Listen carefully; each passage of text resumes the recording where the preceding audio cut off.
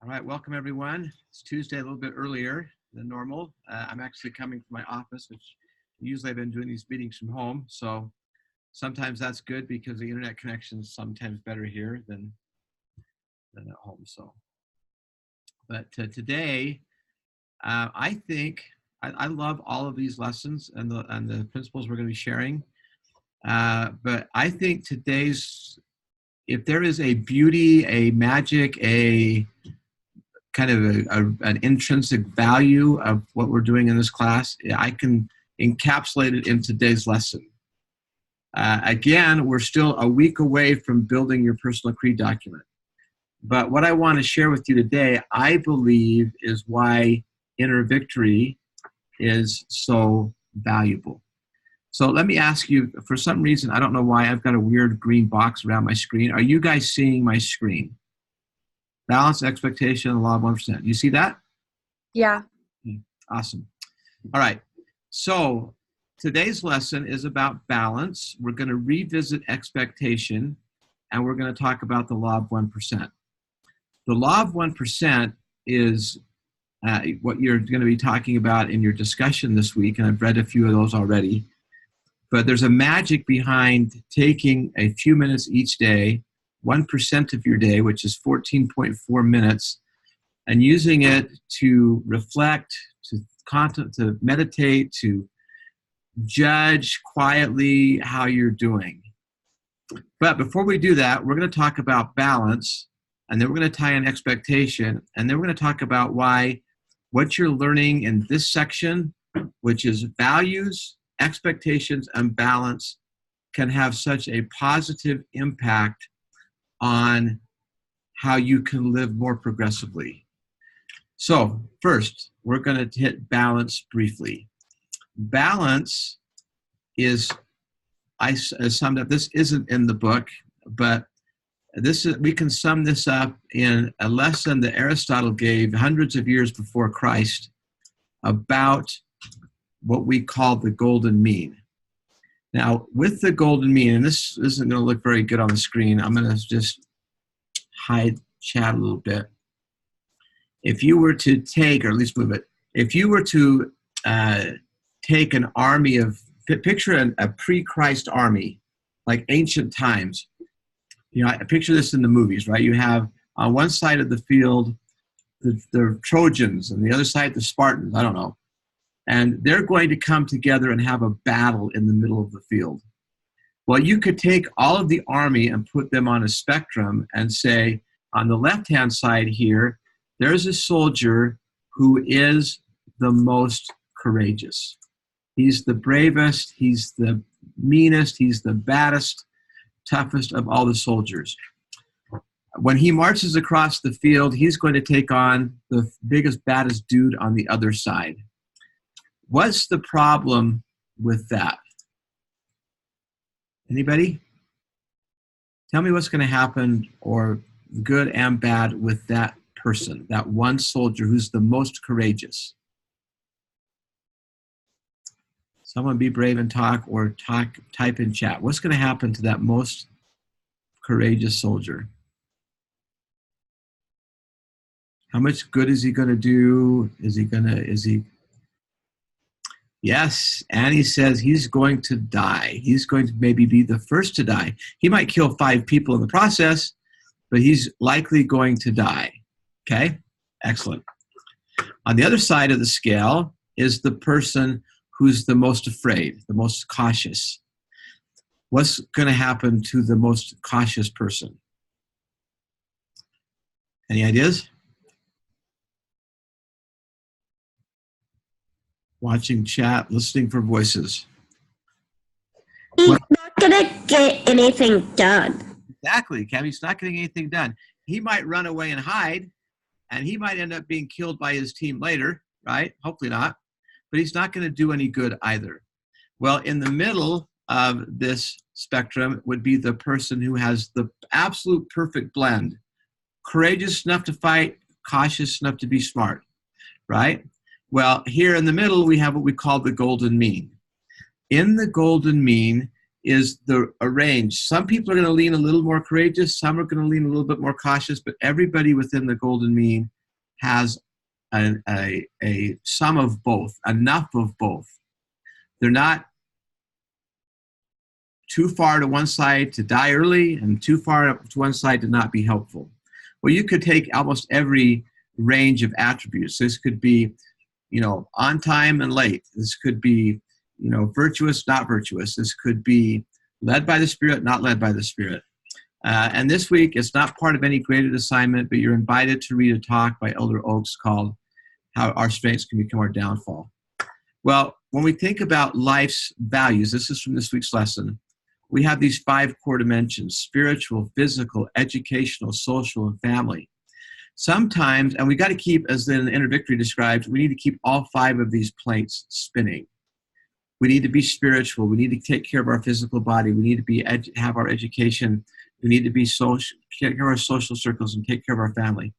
Sometimes this is going to have to be a little out of balance, because if your physical health, if you're very, very sick, you come down with a bad cold, or you have a really bad illness, the others are going to be affected. Well, what we do with the law of 1% is you take some time, 15 minutes or so a day, to ask yourself, how am I doing in these 5 areas? Is there something that's lagging? Is there something I need to spend more time, more attention to? Well, this ties into expectations and values, right? So here's what you're going to be building this next week. So actually, this is kind of a quiz, right? This is my 5 living children. We've had 6 children. I have 5 living children. This picture was taken about 11 years ago. My youngest daughter that's in the middle is now 12. Now, I had a big rake of leaves, pile of leaves, and we piled the kids up, but one of the kids was missing. So my first picture was with 4 kids. I then rounded up the missing kid and put that person in the leaf pile, took the picture, and then I photoshopped that person in the picture. So this is just for nothing but pure fun. Which kid is photoshopped in? You can say black shirt, blue ball cap, oldest daughter, youngest daughter, or Isaac, who's my adopted son. Who's photoshopped? Anybody guessing? Black shirt from The youngest. The youngest, my daughter. It's a good guess. Yeah. Isaac is from Fabiola. Sierra says Isaac. It's actually Isaac, okay? So Isaac, our adopted son, is one that's photoshopped in. But this is where your creed document is going to make a difference in how you live. So you're going to create next week, not this week, you're going to create a list of value statements. And your value statements are going to be no set number. You don't want to list just 2. You don't want to have 20. I recommend 7 to 10 value statements, okay? And the value statement is going to be, my value statement is I value being a dad. I value being a father to these 5 children and 1 missing child, okay? It's one of the most important reasons why I'm here. I'm not always a great dad. I try to be good, but it's super, super, super important to me. So my value statement is I am the best father I can be. Value being father. And then I have these affirmation statements. These affirmation statements are statements that I'm going to spend some time with periodically with my personal creed document. So I'm going to remind myself that I'm going to be a good example. I play with my kids. I teach them. I recognize their good deeds. I support them in their activities, and I respect and support their friends. That's me with my kids. And I want to do that as part of my positive self-talk and positive self-vision, positive vision. So let's go all the way back to psycho-cybernetics and craft, okay? Every time I say to my left brain, I'm a good example, I'm a great dad, I support my kids, I select that as who I am and I eliminate what I'm not. And what happens then is when my kids, and they can be mischievous, okay? These are older pictures, but Isaac and Emery in particular, Isaac, our adopted son, can get into some trouble and get into some mischief, right? I can come home and there's markings on the wall, the house is a mess, this is broken. Maybe they've not done some of the important chores that we want to do. You know, if I was to translate these pictures now, Emery's 12 and an average size 12-year-old, okay? Isaac is 14 and he's not an average size 14-year-old. He's 6'4" and about 200 pounds. So he's like a mountain of a kid, right? And so I come home and this is broken, this is missing. Well, my natural reaction is to react in a negative way. I could yell, I could spank, I could compare, I could say, you dummy, why do you do this? Or I can act in a positive way according to the scripted values. So if I'm reminding myself all of the time, I'm going to be a great example, I'm going to teach and not criticize, I'm going to support them, I'm going to love them, I'm going to play with them, then when I come home and there's something that my natural man tendency is to react in a way that I'm going to feel bad about later, then I'm not living according to my value. But because I'm practicing and rehearsing positive self-talk and positive vision, then I'm more likely to live progressively by acting the way I want to act. This has a little Stephen Covey feel to it, right? One of Stephen Covey's 7 habits is to be proactive, right? Well, the stimulus, we all have bad things happen. If I touch a hot stove, my hand's coming off. I come home and Isaac's broken something or Emery's lost my phone, you know, something. Well, my natural response is to be angry. Well, if I can make some space by living positively and doing positive self-talk, positive vision, scripting what I want to act, I'm more likely to respond in a way that I should and want to respond. Okay, so maybe in my mind, the central, most important part of this class. When we pay attention, the law of 1%, taking time to pay attention to those things we care about most, our values, the law of entropy has no force and we practice the art of progressive living.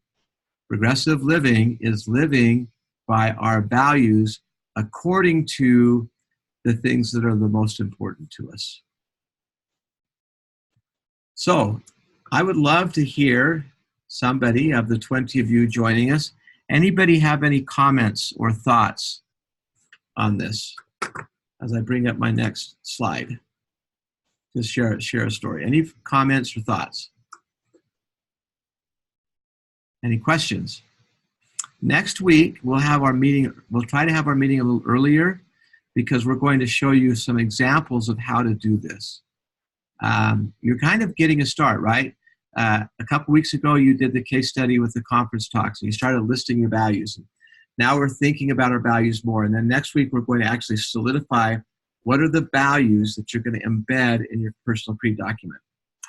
I'm just going to share this story really quickly. This is from the case study a few semesters ago that they wrote. This is Tyler. He says, for 15 minutes every day, I would like to focus on my family and visualize how to be a happy family and make those visions a reality through diligent hard work. An example of this is I woke up around 5 to feed my daughter. It'd be 5 a.m. And I normally put the TV on to wake me up. But today I sat down and started feeding her, and the TV remote was visible but clearly out of reach. And I was too tired to get up and get it, which ended up being a great thing. So I didn't turn it on and just focused my attention on my daughter and the miracle she is for the time she was eating. I thought about the sacred responsibility I had as her father and had a spiritual experience at 5 in the morning with something as simple as feeding my daughter. This all happened because I didn't turn on something that isn't important and rather focused on what is important to me, my family. So Again, any comments or thoughts before we share a parting story and a little thought about how we can balance this out? Any questions or comments?